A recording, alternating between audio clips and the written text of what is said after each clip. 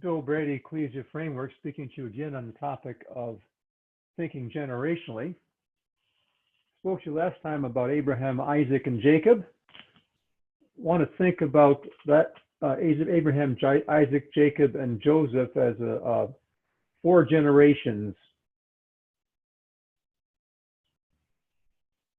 They were a dysfunctional family, but after four generations, they had put their fourth generation on the throne of Egypt. I'm a U.S. citizen, and we think in America about coming to America, and that's the equivalent of coming to America as an immigrant and having your great grandson or daughter become the president of the United States. That's a successful family. As dysfunctional as it was a successful family. Also, they had a family business, shepherding. I think about how it generally works in my experience anyway. One generation starts a business or goes off to college and takes a profession up. They die. Their kids get the money in the will. The family home is sold and the money is split up. And those kids have already started their own life, gone out to start their own business or gone to college and started their own profession. And when they die, the house is sold and the money is split up.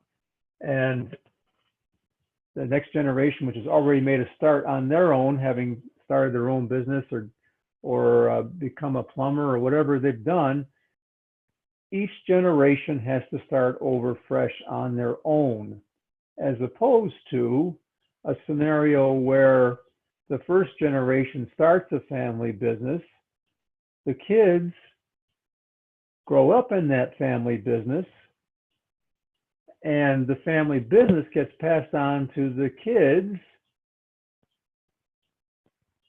The money's not split up and given out in an inheritance. The money-making business is inherited. And generation after generation, that small, let's say it started off as a small food cart somewhere. By the time the fourth generation comes around, it's a supermarket chain covering a quarter of the United States. We have a local business here in my area that did exactly that. And after 3 or 4 generations, now it's listed as one of the 10 best placed companies in America to work for.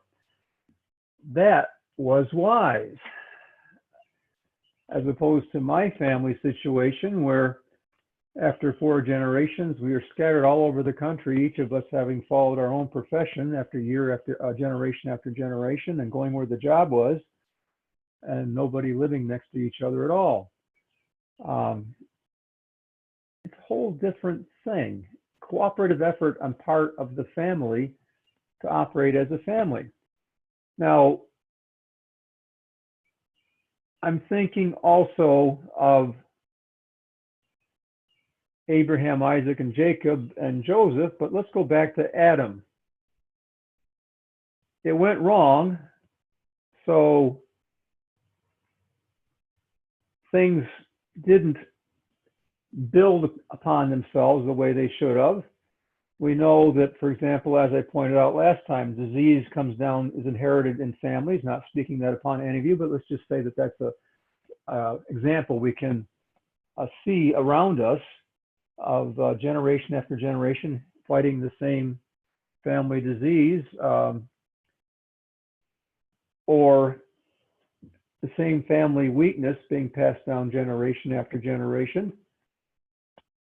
Turn that around. When I talk to people about generational patterns like this, sometimes they say that's not fair. Well, I wasn't in charge of making things, but I always turn it around and say, I'm sure that God's intention was that it would be positive. Think about it for a moment. Instead of having negative things passed down through the generations, what would it have been like if Adam and Eve had not sinned?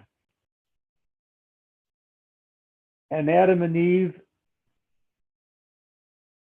built something that they passed on to their kids, that their kids passed on to their kids, and their kids passed on to their kids, what would the earth have been like after, when Adam and Eve's great-grandchildren came on the scene as a fourth generation, with each generation building upon another? And furthermore, think about it for a moment, Adam and Eve are still living, and their children are still living, and Adam and Eve's grandchildren are still living, and all that wisdom is still available to the family. I think it'd be a whole different thing from having each generation start over fresh and make the same mistakes that the past generation made, or their own creative set of mistakes that nobody else has made before, because we all learn from making mistakes. But wouldn't it be something if a fourth generation came along and got to live and learn from the collective experience of 3 previous generations that are still living? I think that fourth generation wouldn't make a whole lot of mistakes. Now let's add in Adam and Eve's case, if they had not sinned, that there would not have been any need for bloodline cleansing, because there would have been no mixed bloodline, and there would have been no inheritance of the cumulative results of generations of sin being passed down through the bloodline, because there was no sin, and it was not being passed down through the bloodline in that case. I would expect that all kinds of positive things would be passed down through the bloodline, blessings rather than curses. And you say, wouldn't that be wonderful?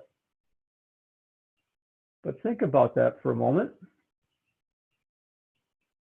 Isn't this generation that you are and I are part of, regardless of our age, this spiritual generation, aren't we like Adam and Eve in the garden? Almost. I mean, we're working on cleaning up our bloodlines. We are learning things in heavenly places that no previous generation recently has known. And we're passing it around amongst ourselves here at Ecclesia Framework.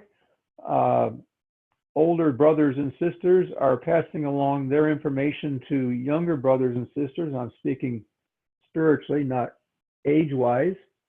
People that are new to heavenly places can learn from the experience of people that are not quite so new to heavenly places. And really, we've only been at it for a couple of years now, when you think about it. What's it going to be like 10 years from now?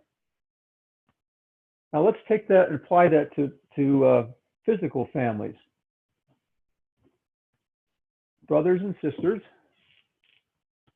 if you are young and do not yet have a family, it is possible to get things fixed up and corrected and have children that really don't have nearly as much stuff in their bloodline passed along to them as we did.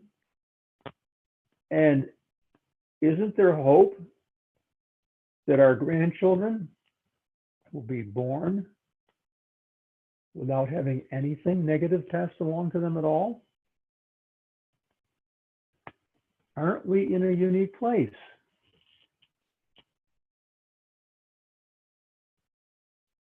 It's almost like Adam and Eve in the garden. We're not quite to that place yet, but we're getting there. And there is hope in my heart for generations spiritually building upon one another, and generations of our natural children who are also our spiritual children, because they're born again, baptized in the Holy Spirit, and ascending up into heavenly places from a young age, or from the age that they're born again. And isn't there hope that there's going to be children that are born to families that are already ascending into heavenly places and have already come into manifest sonship and are going to be able to train up their children from the very beginning, that is not so far away to start thinking generationally. We are the Adam and Eve generation, or close to it. We're like Abraham. We're going to have our Isaacs and our Jacobs, and our Isaacs are going to have their Jacobs, and those Jacobs are going to have Josephs. Can you imagine what a few spiritual generations from now are going to be doing in the way of relationship with the Father, Son, and Holy Spirit, and what they're going to be doing in terms of ruling, and how quickly they'll be doing it? Of course, by that time, we'll probably be ruling in galaxies someplace and moved on and leaving the earthly ruling behind to one of our next generations. Thinking generationally. For your own personal family situation, thinking generationally. Having children who are aware of what their destiny is from the very beginning because you have read their destiny book or begun to read their destiny book.